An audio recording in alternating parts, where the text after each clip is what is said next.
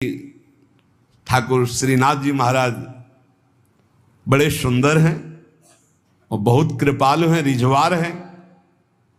फकीर वेश में रहते थे रहीमदास जी, और जन्म तो अन्य धर्म में हुआ था पर उपासना अपने श्री ठाकुर श्रीहरि की करते थे।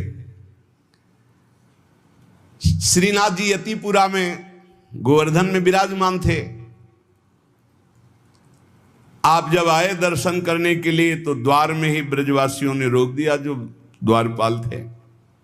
देख के ही आप अंदर दर्शन करने नहीं जा सकते हो, फकीर वेश। ऐसे थोड़ी देर ठाकुर जी के दरवाजे पे खड़े रहे, झुंझला के बोले, ऐसी साहिबी और ऐसी बेकूफी, ऐसी साहिबी और ऐसी बेकूफी। साहब बुला रहे हैं और सेवक रोक रहे हैं।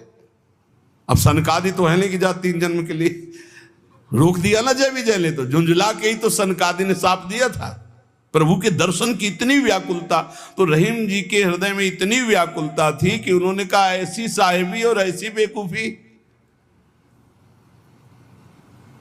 अच्छा, मैं म्लेच्छ शरीर में जन्मा, इसलिए आप मुझे अंदर नहीं जाने देते, तो ये शरीर क्यों दिया था आपने? और चलो शरीर दिया था तो इच्छा क्यों की कि आओ मेरे दर्शन करने? मैं स्वयं इच्छा करके आया हूं। पहले सुनवाया, बड़े कृपाल हो, बड़े सुंदर हो, बड़े उदार हो, और बुलाया तो ऐसी साहिबी और ऐसी बेवकूफी, मुझे धक्का मार के बाहर किया जा रहा है कि मैं आपके दर्शन न कर सकूं। इतनी प्रशंसा सुन करके आया और आपका फकीर हूं, आपका हूं। हरि रहीम ऐसी करी ज्यों कमान सरपुर, खैच अपनी ओर को छाड़ दियो अति दूर। हरि तुमने तो ऐसा कर दिया जैसे धनुष करता है। धनुष खींचा अपनी तरफ जाता है तो बाण दूर निकल जाता है, खींचा अपनी तरफ धक्का मार के दूर भगा रहे हो कि मेरे दर्शन नहीं कर सकते। गोविंद कुंड पर आए और वहीं बैठ गए।